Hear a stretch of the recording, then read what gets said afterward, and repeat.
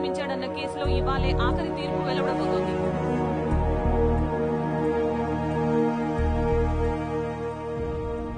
Lawyers ఇద్దరి వాదన విన్న తర్వాత సరైన లాజికల్ అండ్ సైంటిఫిక్ ఎవిడెన్స్ లేని కారణంగా ఈ కేసులో మిస్టర్ సారీ సార్, చిన్న రిక్వెస్ట్. ఎవరైనా ఈయన మిమ్మల్ని కలవాలని రిక్వెస్ట్ చేస్తున్నారు సార్. రమ్మను. ఆఖరి క్షణాన్న పర్సనల్ రిక్వెస్ట్ కింద ఈ కేసులో ఒక కొత్త సాక్ష్యాన్ని కోర్టులో ప్రవేశపెట్టడానికి నేను అనుమతిస్తున్నా.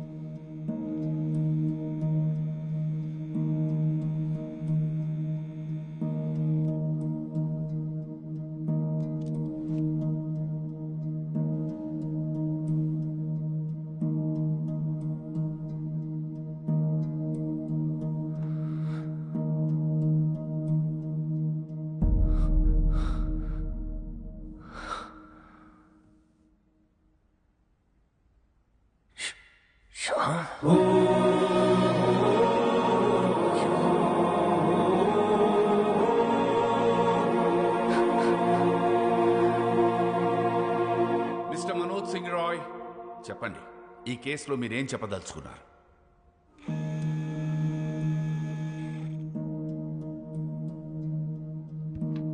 వాసుదేవే శ్యామ్ సింగ్ రాయ్, నా తమ్ముడు శ్యామ్ బాబు తిరిగి వాసుగా జన్మించాడని నేను నమ్ముతున్నాను, పూర్తిగా నమ్ముతున్నాను.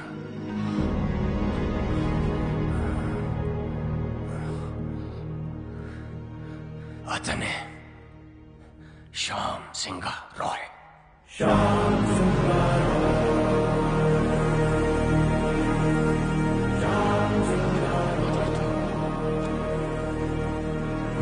Silence in the court, please.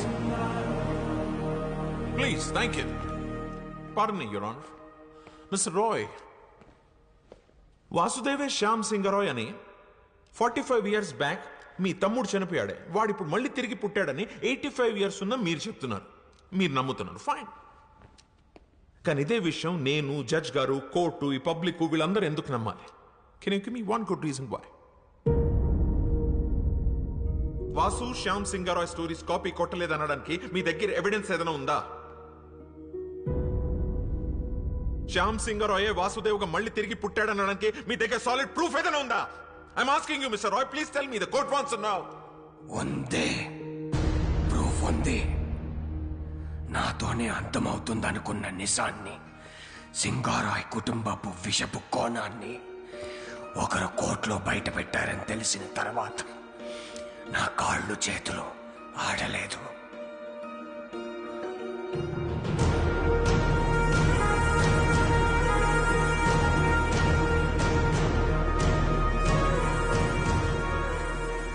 Publish అయిన పుస్తకాలని, అందులో కథలను ఎవరైనా కాపీ కొట్టగలరు. కానీ ఇప్పటి వరకు పబ్లిష్ అవ్వని, నాకు మాత్రమే తెలిసిన ఒక షార్ట్ స్టోరీ, శ్యామ్ సింగ్ రాయ్ ప్రత్యేకంగా నాకు మాత్రమే ఇచ్చిన ఓ చిన్న కథని ఈ వాసుదేవ్ ఎలా షార్ట్ ఫిల్మ్ గా తీశాడు, తనకు ఆ కథ ఎవరిచ్చారు? ఒక చిన్న కథ. అసలు కథ ఏంటంటే, తనకి చిన్నప్పటి నుంచి పెయింటింగ్ అంటే ప్యాషన్.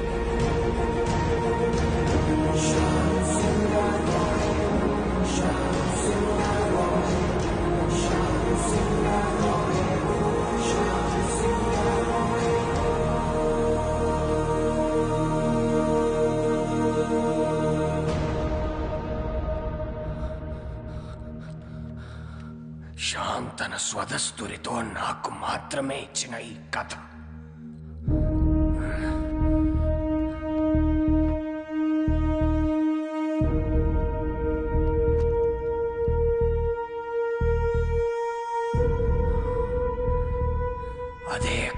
షార్ట్ ఫిల్మ్ గా తీశాడు ఈ Vasudev.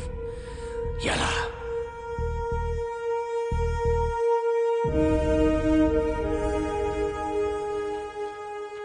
As chairman of SR publishers నేను ఈ కేసుని విత్డ్రా చేసుకుంటున్నాను. ఎందుకంటే ఈ 3 కథలే కాదు, ఈ కంపెనీకే తను ఓనర్. పిటిషనర్సే ఈ కేసు విత్డ్రా చేసుకున్నందుకు ఈ కేస్ ఇంతటితో క్లోజ్ చేయబడింది.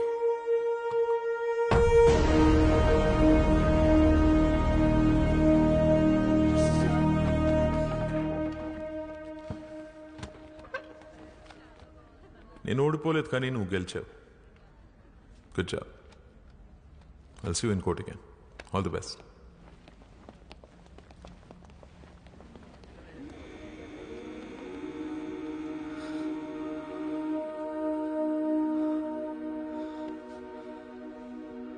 మన్ను,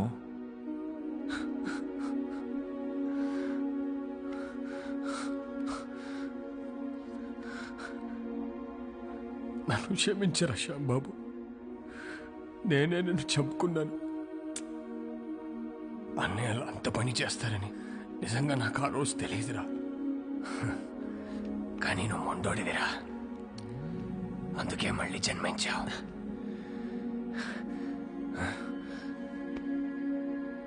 నీ కథలే నిన్ను గుర్తుపట్టాయి, నీ కథలే నిన్ను కాపాడుకున్నాయి. ఈ ఆస్తి, ఈ కంపెనీ అంతా నీదేరా, తీసేసుకో. ఏం చేసుకోవాలరా దాంతో? జీవితాంతం తోడుంటానని మాటిచ్చి పెళ్లి చేసుకున్నాను రోజీని. మధ్యలోనే వదిలేసి వెళ్ళిపోయారు. ఆఖరి క్షణం వరకు ఎదురు చూస్తుంటుంది నేను తిరిగి వస్తానని.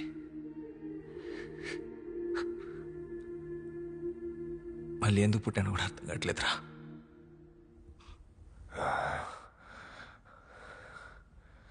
రోసి రోసి బ్రతికే ఉందిరా, నీకోసం ఎదురు చూస్తూ ఉంది. అంటే ఇప్పుడు రోజీ బ్రతికే ఉంది. మా మామయ్య వాళ్ళ ఊర్లో దాచుంచాను. అన్నయ్యలు చనిపోయాక మాతో పాటు వచ్చేయమని చెప్పాను, కానీ తను రానంతే.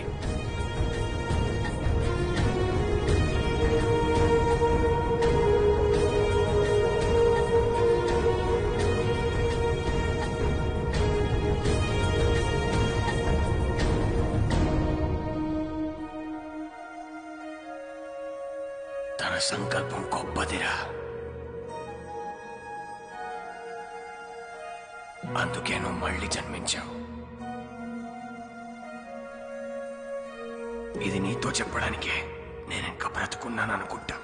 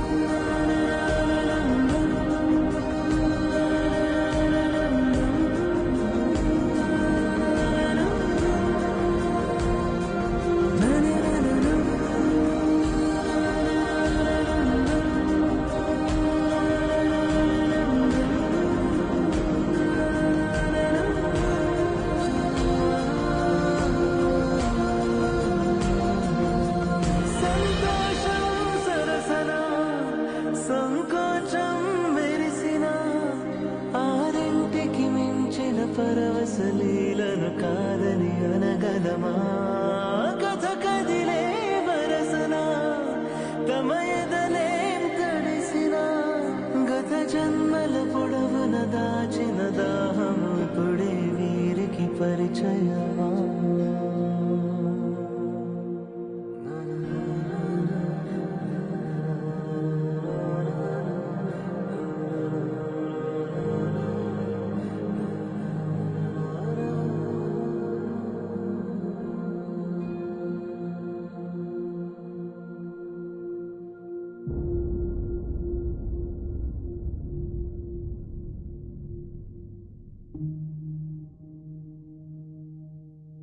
ఇలా ఒక అమావాస్య రోజు నీ ఒడిలో పడుకొని నిన్నే చూస్తూ మా మీద చిరునవ్వుతూ చనిపోవాలనుంది అదే నా ఆఖరి కోరిక.